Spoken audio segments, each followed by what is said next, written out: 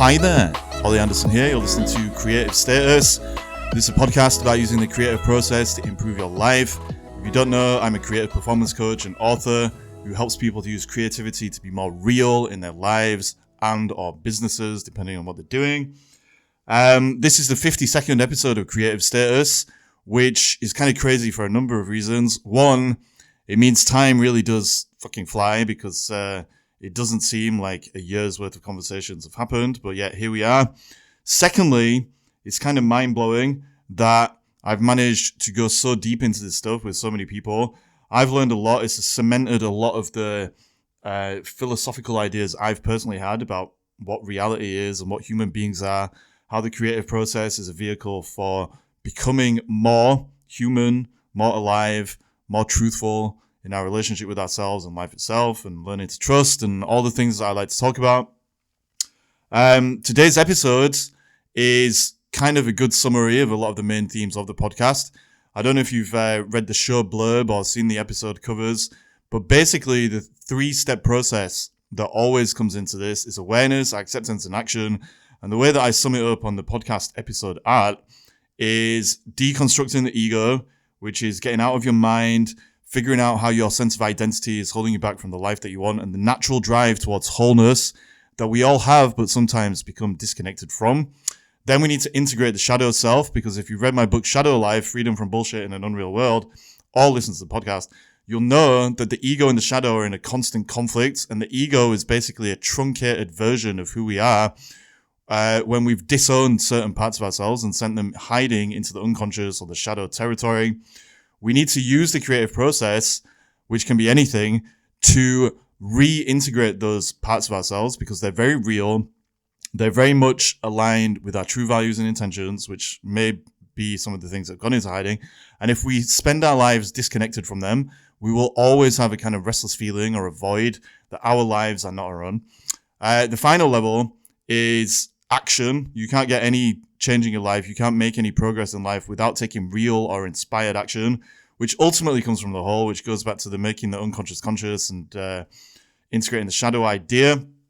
So anyway, today's episode basically covers all of that because I'm talking to Erin Logan, who is a somatic coach. And basically we look at how the body often shows us how our shadow self is hiding and how our relationship with ourselves is often just a trauma response, and our personality is a reflection of the things that we've been through and need to survive. All of that is kept in the body, and if we do not have a healthy relationship with our body, then we just get caught up in the hamster wheel of the mind. Nothing ever changes, and we stay disconnected from this very real, natural unfolding that is always taking place towards wholeness that is ultimately the path we all need to be on. And if we deny that path, then we just have friction and frustration and misery. So, Erin, thank you so much for this conversation because we covered a lot in a short time. Really great summary of all the main themes of the show. Really good insight, really good energy. There's some really good frameworks and stuff that she shares towards the end of the conversation. So anyway, thank you for listening, everyone. Erin, thanks again for your time. Here's the conversation. I'm going to try and do another year's worth of these. But anyway, thanks a bunch. Boom. Oh, hi there, Erin. Thank you so much for joining me on today's episode of Creative Status. You're a somatic coach. You help people to get back in their bodies. That is a theme that has come up a few times on the podcast, but I've never literally just broken it down and explored it piece by piece to see how it all works. Before we get into it, and I ask you loads of questions, do you feel like introducing yourself, telling people how you ended up doing what you do, and also can you explain what you want to get out of this conversation, or share, not explain? Yeah, that'd be great. Hi, Ollie. Thank you so much for having me. So I'm Erin, and as you mentioned, I am a somatic coach, and I found my way to somatic coaching as a client. I actually started as a client. I had some symptoms that I was dealing with, chronic symptoms, OCD, chronic debilitating anxiety, things like that. And I started working with a somatic coach, and the process actually went a lot deeper than I ever could have imagined. I was able to heal some really intense childhood trauma that I actually did not think would be possible to really address in this lifetime. And through that process, my life really started to transform. Wow. Really, every area of my life changed. So I experienced firsthand the magnitude and how profound the work could really be. And so I decided to pursue it as a practitioner as well. That's awesome. Um, yeah, and what I plan to get out of this call, out of this podcast, I'm just really excited to have a fun conversation with you. Our initial conversation was really exciting. I love connecting with folks on this kind of stuff. So really excited to talk about kind of how getting out of the head and into the body, which somatic Mm, work is all about. You know, kind of it allows for you to heal what's blocking your life force. And in mm. doing that, there's kind of a natural unfolding that takes place both inside and Mm, externally in mm. your life as well. Wow. Like you've just said so many things that have like made my brain dance a little bit, and I could just ask you so many different questions. But before we get onto the philosophical stuff, maybe we need to look at how somatic coaching actually works. So on the most basic level, I guess, if someone comes to you for a session and they say, okay, you know, I've got OCD, I've got anxiety, whatever else, how would you address those symptoms with the work that you do?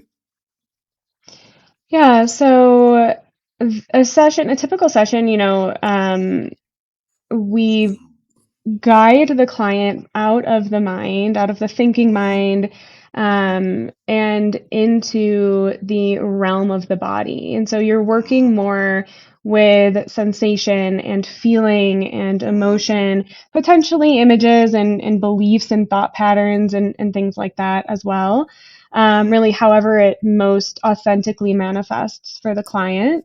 mm. And once you find yourself, you know, guiding the client Wow. to making contact with whatever is here in the present moment, Mm, there really is you know, you, as the coach, you're really allowing for the natural unfolding. You're not doing any controlling. You're not doing any, you know, trying to get anything out of it for the client. You're really supporting them in their own natural mm, process of mm, contacting that emotion, and then ultimately giving authentic expression to what's there mm. as well. It could Wow. Wow. manifest as verbal expression, movement, drawing, writing, whatever the client feels the most naturally inclined towards in the moment. Mm, And then, you know, at the end of the session is when you really start to make meaning. So mm, it's not, you know, your typical therapy session in the Western world. We do a lot of talk therapy, CBT, things like mm, that. It's a very mm, top mm. down approach. Wow. This is really a bottom up approach. And it allows for alignment between the mind and the body. It doesn't think of the two as separate. Mm, Um, but it really is in accessing what's in the body, which is where we carry our traumas and mm, our mm, patterns and our belief systems that were encoded into us from a very young age.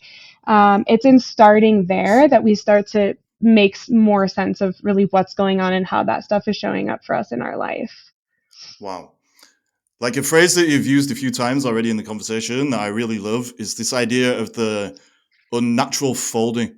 So the way that I like to look at the human experience is that there is always a drive in all of us towards more wholeness, a deeper connection to ourselves, the world, and reality at the level of truth. This is always unfolding, but we block that process, that natural process. We block it with the mind, with all of the mental chatter that is just running around in our heads like a hamster wheel, and that we start to identify with and think is the truth. And actually, the work that you're doing by the sound of it is basically helping people to circumvent the hamster wheel, to get back in their bodies and to get back in alignment with this natural unfolding towards wholeness or truth or whatever you want to call it, that was there all the time, but sometimes we can't see because we're filtering everything through the mental stuff, basically. Is that a fair assessment before I keep rambling about it? Yeah, that's definitely a big part of it, for sure.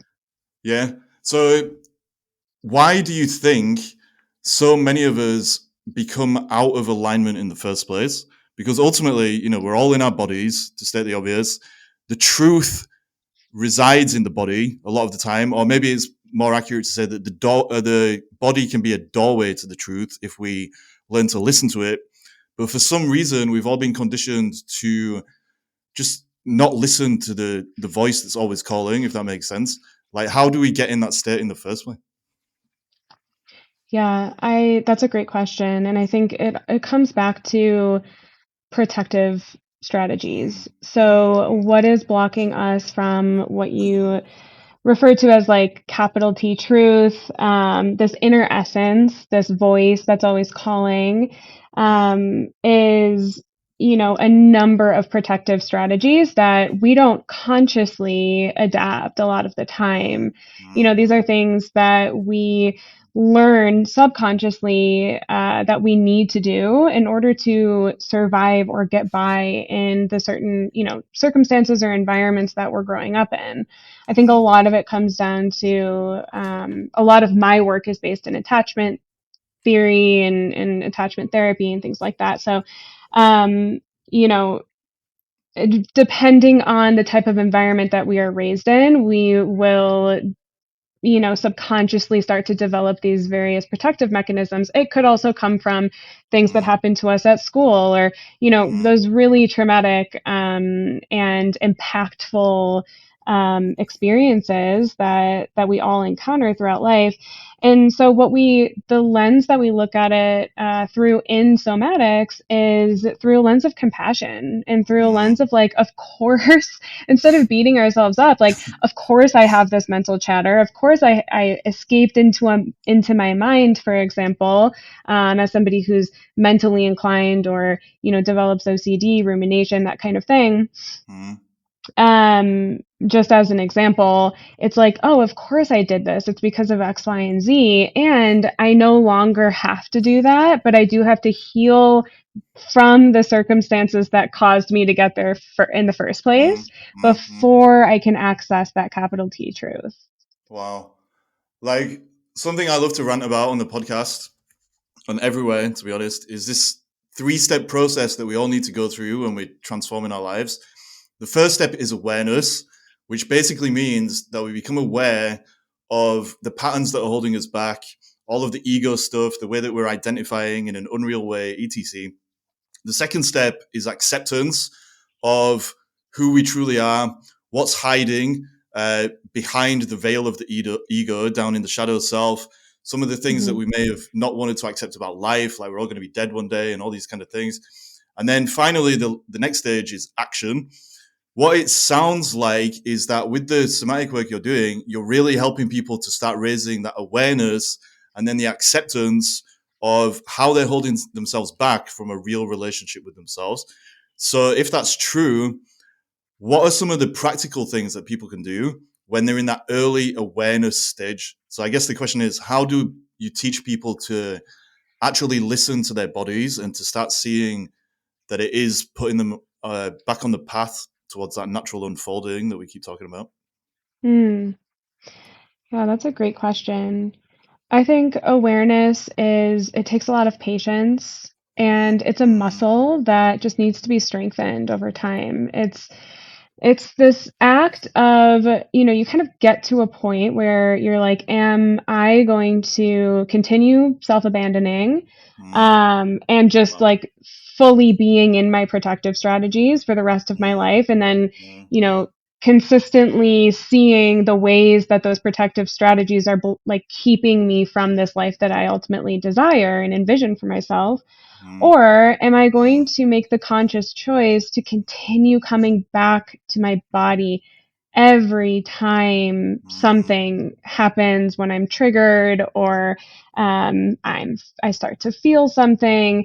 that might be uncomfortable. And it really is. I mean, there isn't like a quick fix. There isn't like a step-by-step handbook of how to do it, but it is this act of committing to, am I going to continue coming back to the body and listening and being with what's there in small doses over time. It doesn't need to be like, okay, I am going to sit for 3 hours with this wave of fear.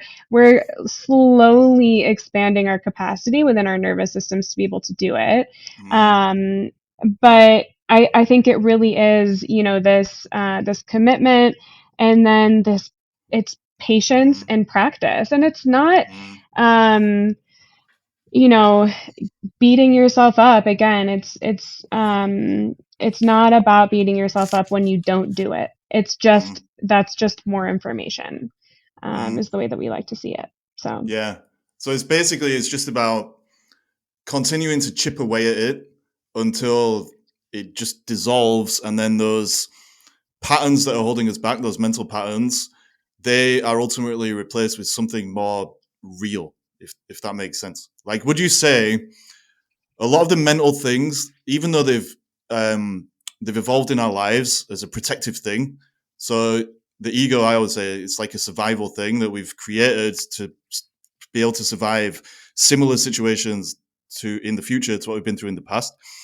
But even though it is there for survival, reality is no doubt changed around us, and actually it doesn't help us to thrive in current day reality. And so a lot of the beliefs that we pick up, which do offer protective value, eventually become unreal.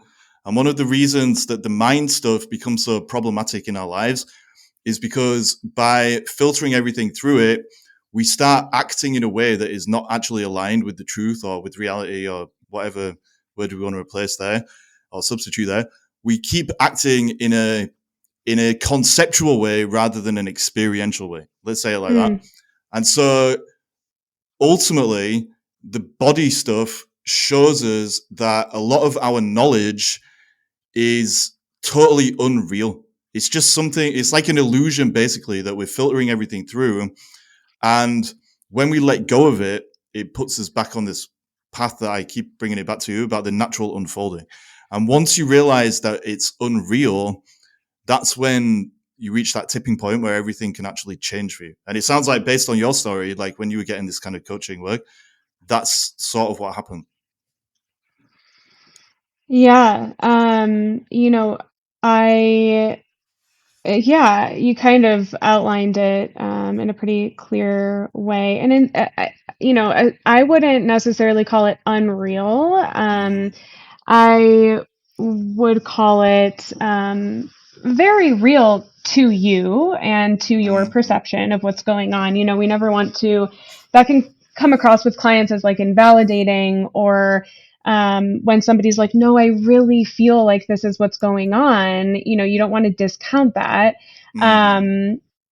But I would refer to it as triggered. If you're in a triggered state, your inner world and the mental chatter, the sensations that you're having are simply not a true reflection of your current reality. So Yeah. in the same, it's just a different word for saying the same thing. And yeah, I think it's about, coming into the body and continue to bring it back to that unfolding. Once you loosen the grip, and once you work with those protective strategies first, and you kind of revisit them, and you're like, what do you need from me in order to know that we are safe now, so that you can loosen your grip on me? They start to loosen their grip over time. And then there just is this beautiful, just natural unfolding of all of these different changes that you start to experience in your body and in your life as well. Yeah. So let's dig into that a little bit more. So it sounds like when you get back in touch with your body in a real way, then you find this foundation of something that I would normally describe it as wholeness. Like, we're connected to ourselves at a much deeper level. That allows us to connect to other people at a deeper level, and it allows us to connect to life at a deeper level. But in what you've seen with your work and with your clients and in your own life, when you step away from those triggers and everything and you get into the body, into the present moment in this very real, whole way that we're talking about, what changes do you start noticing in life, and how do you account for those changes? Like, why does this simple shift in perception ultimately lead to such stark changes in our lives, such a contrast? I think it's more than a shift in perception.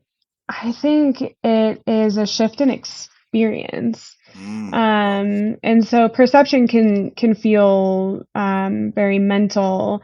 And I think it's when we create inner safety, essentially, when we create more safety in our nervous system, when we heal the traumatized nervous system at the level of the body, Mm, yeah, we gain access to this place within us that was never traumatized by those experiences that we had, wow. this truth, this essence. And in the process of coming back into wholeness in my line of work, we do a lot of parts work. So we're, being called back through triggers, and through, doing the work itself in session. We're connecting with these parts of ourselves that were cut off, frozen in time, essentially traumatized by various experiences. And it's in the gathering up of these parts and in putting our awareness, giving our awareness and our love to those parts is Mm, what we kind of refer to as coming back into mm, wholeness. This wow. this state that we were born in, Yeah. and Wow. as but the shift, and I think the way that I've seen it manifest is, I mean, there's so many different ways. Like, people, very real applications of it is like people realize, oh my god, what I'm doing for work as a career Yeah. is Yeah. absolutely not aligned with who I really am. Yeah. That's just one. Or, hey, the way I'm showing up in my relationship is absolutely not aligned with who I am anymore. I have zero boundaries. And then that's when, like, the real kind of integration work starts, Mm, right? So it's in, mm, like, mm. how do you shift your career? How do you change your relationship, or the way that you're showing up? And so, Wow.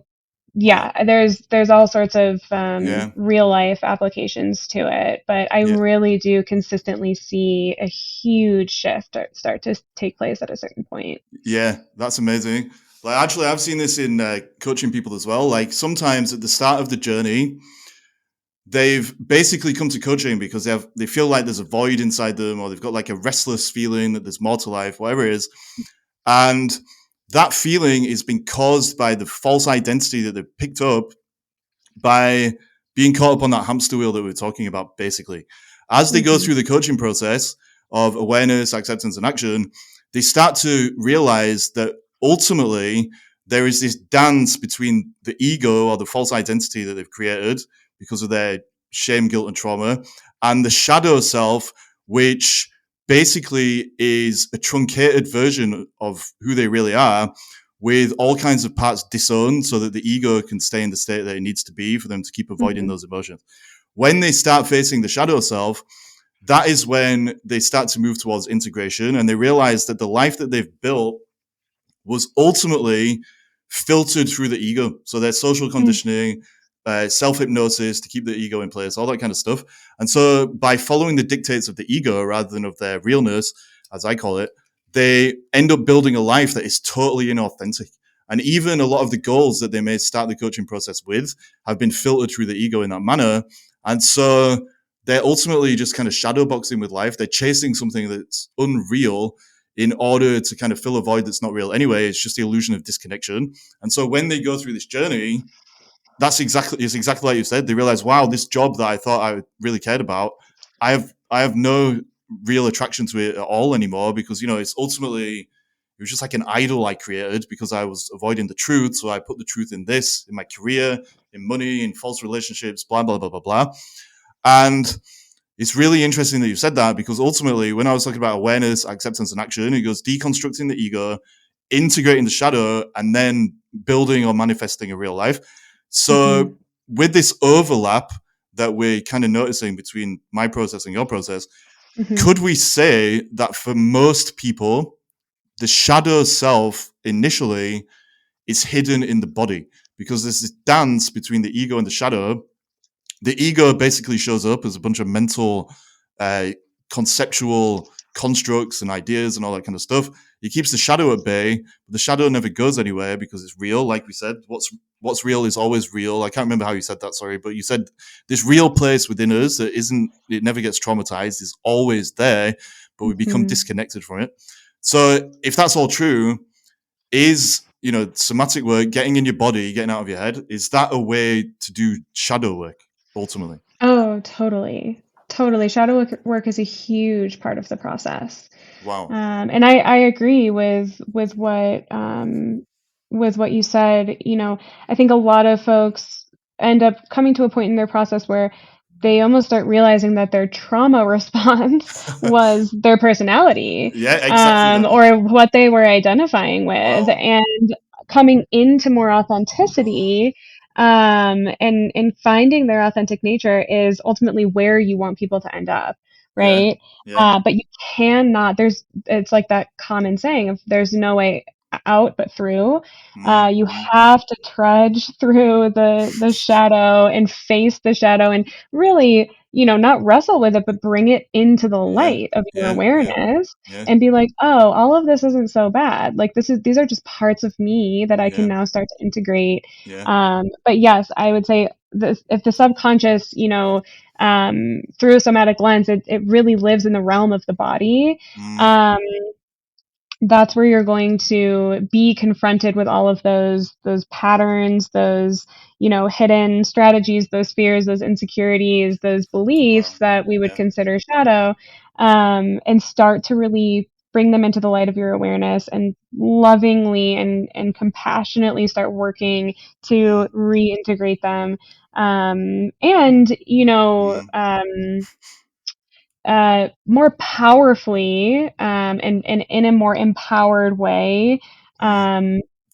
um, bring them into that wholeness, Yeah. um, Yeah. that we're talking about. So, Yeah. That's amazing. Like ultimately, healing or integration of the shadow, it ultimately boils down to acceptance. That's how I see it, right? So for me, when I'm talking about realness and being connected to the truth and all this kind of highfalutin stuff that I love to rant about, ultimately it's about wholeness, because the truth, reality, is about wholeness and a connection to that. And the only thing you can do with reality is accept it. And so if you've got all of these parts that you've disowned because of your trauma response being your personality, I love how you said that, then you're basically not accepting who you really are. And mm, the parts that we disown, like we said, they go hiding in the body somewhere. And part of the healing process is finding a way to bring them back to the surface, to state the obvious. And it can be anything. Like I do loads of yoga, and I'll have memories like pop up in certain poses, for example, like things that need to just be brought back to light. I've mhm, seen people crying like when they're doing certain poses with their hips, because mhm, like the theory is like for some reason your hips hold a lot of trauma, and people like burst into tears randomly because it's got them out of their head and into their body, which is the whole point. mhm, So I think there's two kind of questions I want to ask you. The first one is about, how the shadow does show up in the body. So maybe like we could look at specific emotions, for example, or specific goals even, and intentions, but then also how that applies to the creative process. So let's break those down one at a time. So in relation to the shadow and, the body and the way that it shows up in the body, and learning to listen to the body in the way that you're talking about, what have you seen specifically, I guess, about how the different parts may show up in the body? So for example, I just said, apparently a lot of trauma can show up in our hips. Maybe anger shows up in a certain way. Maybe denying certain true values and intentions that we have could show up as like anxiety or whatever it is. Like, these are me, I'm just speculating really, but like, what have mhm. you seen about that specific parts showing up in a certain way, and bodily signals, I guess, being calls from the shadow self to start integrating some very real stuff? Yeah. Yeah, that's a Great question, and it's a big question. I think with somatics, specifically, it's a very unique and individual process. Mm, mm, So it's hard to say if one client, carries a lot of fear in mm. their gut, that another client isn't going to carry fear in their chest. Okay. Um, for example, grief for me shows up as very, very deep kind of pain in my hands around my thumbs. Mm, So whenever I start to kind of feel that pain over time, I started to connect it like, oh, I am like entering a grief portal. mm, But nobody else that I've ever spoken to has that same experience as I do. yeah. But what's so beautiful about somatics is that it gets you into your unique body, and as you start to make that relationship and deepen that relationship with yourself, you're speaking the language of your body. You're Yeah. speaking the Wow. unique language of sensation. Mm, And over time, you're like, oh, got it. Okay, wow. so I have this pain Yeah. here, or I'm about to go into a hip exercise. I know that I'm going to have memories come up, whatever it is. Yeah. Now, there are definitely, those quintessential areas of the body where we hold a lot of things, right? So we have the Yeah. shoulders, Mm, um, we have the hips, and really the center channel. So we talk a mm, lot in somatics about like the throat area, the mm, chest, and the stomach and gut, and then the hips and the pelvis as well. But I think what's more interesting even is the subtlety of it. yeah. So we find in somatics that like the shadow shows up Mm, in the shapes that we make with our wow. bodies.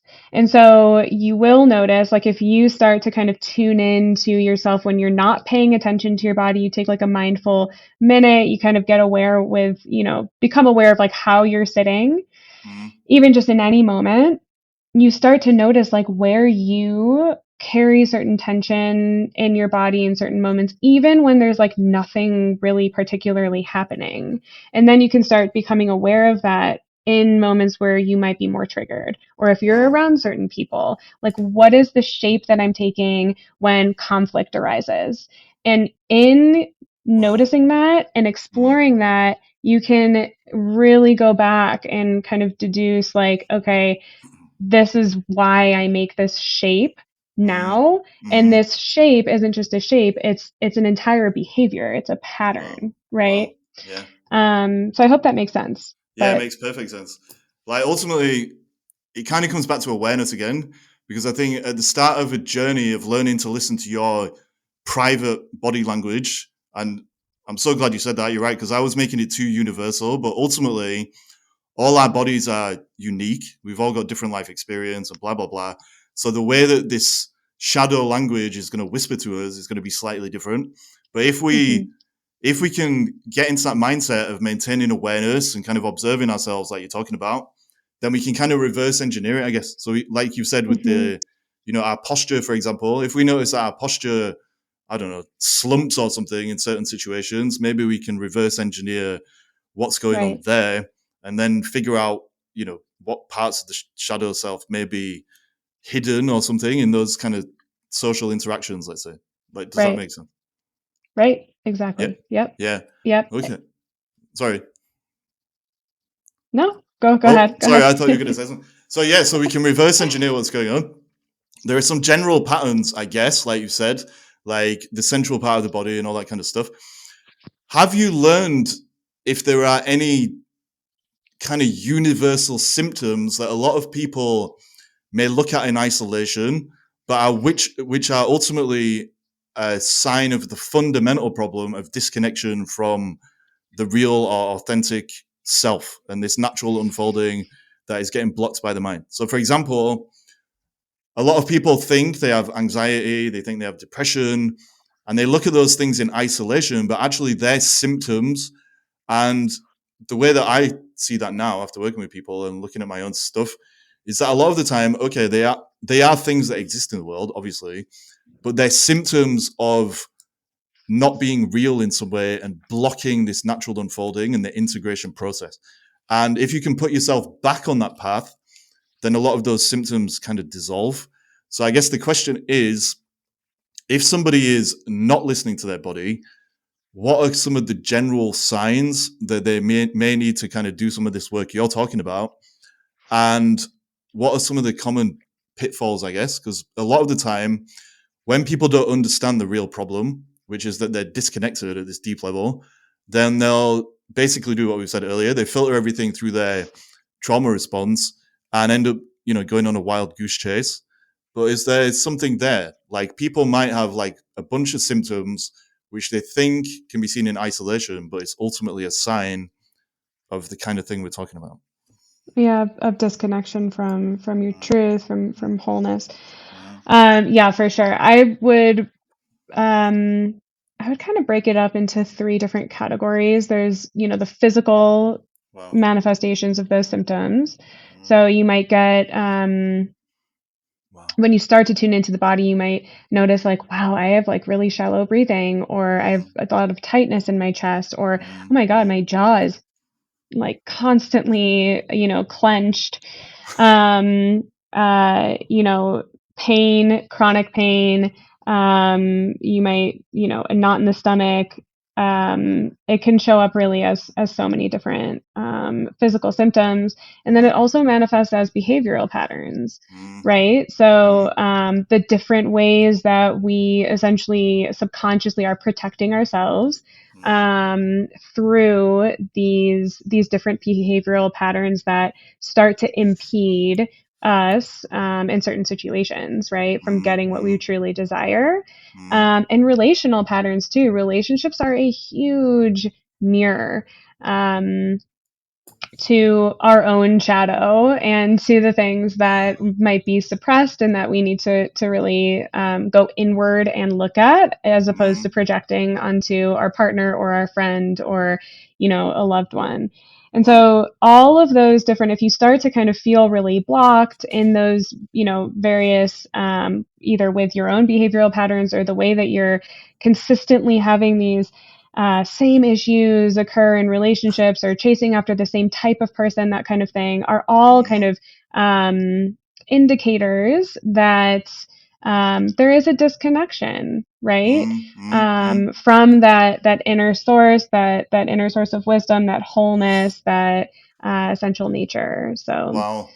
Did you just come up with those three things right now? Because that's awesome. Like, I did, basically, while you were talking. Yeah, I just kind of jotted it down to make sense of it. yeah, Yeah. it makes perfect sense of the whole thing. So, yeah, we get these physical, behavioral, and relational symptoms that ultimately show up as a kind of friction or frustration in our Mm-hmm. lives. The more that we resist changing those patterns, the more all of those things are going to lead to misery. That, I always say it goes Mm-hmm. friction, frustration, and misery. And the friction is always caused by that fundamental disconnection. So, in terms of our physical frustration, our body will give us clear signs ultimately that we need to change something. Maybe we need to Mm-hmm. exercise more, maybe we need to meditate more, whatever it is. But just subtle signs, like you said, like maybe like our breathing is like choppy or whatever. We need to change something. And if we don't, we'll be miserable. With our behaviors, it's the same thing. Like, a lot of the time when we've got this disconnection from the truth of our relationship to wholeness, we end up trying to substitute all of the benefits we get from that relationship with something else. So, for Mm-hmm. example, we'll try and look for, I don't know, wholeness in money, or wholeness in sex, or wholeness in power, or wholeness in Mm-hmm. shopping, whatever. It can literally be anything. But Right. because that is a substitute for something that we can only really get real value from in this way that we're talking about, by connecting to wholeness, those behaviors will always lead to like friction, frustration, and misery and drama. I like to Mm-hmm. say, or I've been saying recently, like, if you put these things on a pedestal, they'll turn to dust. So if you put those substitutes on the pedestal, eventually it will turn to dust, because there's no real foundation, which is the wholeness. And then with Right. relationships as well, it's the same thing. Because we're not being real, we're disowning parts of ourselves. It's a block to true intimacy, and all of our relationships are just going to reflect or mirror the trauma response that is the personality we've put into the relationship instead of our real selves. So those three things are super powerful. I think you should like go on millions of other podcasts and talk about those. That's super cool. Let's try and bring this back to the creative process. So believe it or not, this podcast is about creativity, but like it's always recently been about like this journey of the natural unfolding. But actually that's because the natural unfolding and the creative process are intrinsically linked, because in relation to what we said about the ego and the shadow, the creative process is ultimately anything that helps you to circumvent that hamster wheel of the ego and put you back on this path towards wholeness. So it can literally be anything. Like it could be a yoga session, you could be driving a taxi, you could be climbing a mountain, you could be painting pictures, etc, etc.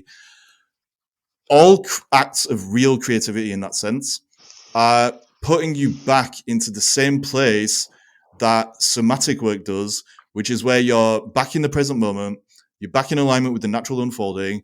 And as you go with that natural unfolding, ride the reality waves, as I like to say, well, you are allowing the shadow to reemerge and you're making the unconscious conscious. So my question for you in relation to that is about whether or not this somatic work, getting in your body, getting out of your head, integrating the shadow, and then moving forward towards the life that you want, is it ultimately something that we can see has been vital in the process of creating ourselves in alignment with who we really are, if that makes sense? Yeah, I think so much of somatic work is it's energetics. I Mm, mean, if we're really gonna, simplify it, you're working with the energy that's mm, here. Emotions are energy in motion, mm, is a common phrase. mm. And so when we're working with the nervous system, when we're working somatically, you're really just letting the energies that are here Yes. emerge, Yeah. and going with them, riding that Mm, that mm, wave, as you said. And that in itself is creation. It is a mm. creative process, and you're Yeah. not doing anything. Mm, You're mm. really just, shining your light of somatic awareness onto what this energy Yeah. is and what it's saying and what it wants and how it moves, and Mm. really is acting Wow. through the creative energy Yeah. that's there. And that essentially, in Wow. my experience, is creating the space within for this Mm. other thing to Yeah. shine through, Yeah. Yeah. Yeah. right? Yeah. Like when you said you don't have to do anything, I kind of laughed a bit in recognition of how true that is. Mm-hmm. Like I've seen it with my clients. Like at the start of the journey, they they'll feel restless and all this kind of stuff. They'll have bodily sensations that something needs to change. I'm going mad because my life is not what I thought it was going to be. And when you dive into it, there's some creative impulse inside them that they're neglecting, and that's causing some of this bodily friction. As soon Mm-hmm. as they start to figure out what that is and to act in alignment with it, and it can be anything again, like it's the creative process, like I said, it's anything that's going to move you in this direction of wholeness. But it might be a business, it might be like a musical project, it might be wanting to write a book, whatever it is. There's something inside you that your shadow is telling you to do in order to heal. And if you go with it, well, things will happen very quickly because you're not causing the inner resistance that slows things down. And when you do go with it, that's when you start getting results very quickly because the ego Mm-hmm. stuff kind of dissolves, it slips away. You start getting evidence that this other version of you that the shadow has brought forth is the real version of you. And you actually don't need to do anything. It's true. All you need to do is trust it and go with it. And the first step will always be, it seems, some kind of paying attention to some bodily thing like anxiety or some emotion or whatever it is, which are all in the body, I think. And when you pay attention to it and you say, okay, why is this here? Why am I experiencing this friction? That's when you let the shadow do what it needs to do. Things work out and you move towards wholeness, something like that. So that was me ranting and raving for 40 minutes. How would you sum up this conversation? Like, if that's even possible, because we went all over the place. But I think there are some like key themes and ideas. So, what are your final words of wisdom? And can you let people know where they can find you if they want to work with you and start doing some of these things we've been talking about?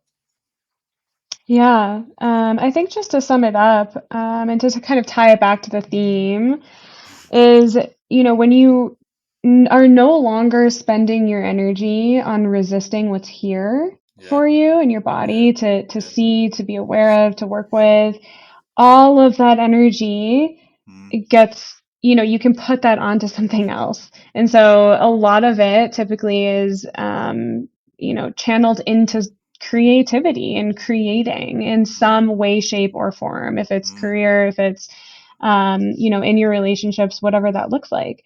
And so I think, from a somatic lens, when you decide to consciously make that decision, go into the body and bring all of the shadow into the light, do the real work of integrating that. mm, The grip is kind of loosened over mm, time. mm, You're coming back into wholeness, and all of that energy that you were spending prior mm. on holding on really tight and trying to Yeah, control and yeah, trying to yeah. not feel those things, you know, in the letting go is when that expansion and creativity and that force really comes through. And it really is a natural unfolding. Wow. Your body, what I like to say is the body already knows what it needs in order to come back into balance. And Mm, somatics is mm. about learning how to listen. Wow. So I'll leave everybody with that. And I guess my Instagram is probably the best place to connect with me. All of the different links and things like that can be found on my Instagram. It's at the.hum with two M's. So it's the.humm. Brilliant. Thank you for summing Yeah. all that up. I think you've encapsulated everything we talked about. I'll share your Instagram in the show notes so people can find it easily. But Erin, thank you so much for this. Like, you give me loads of food for thought, and I'm going to listen to my body from now on. That's what I've decided. Thanks for this conversation. So, thank you Thank you so so much, much. Ollie. I really appreciate it. Thank you. This was so fun. Thanks again.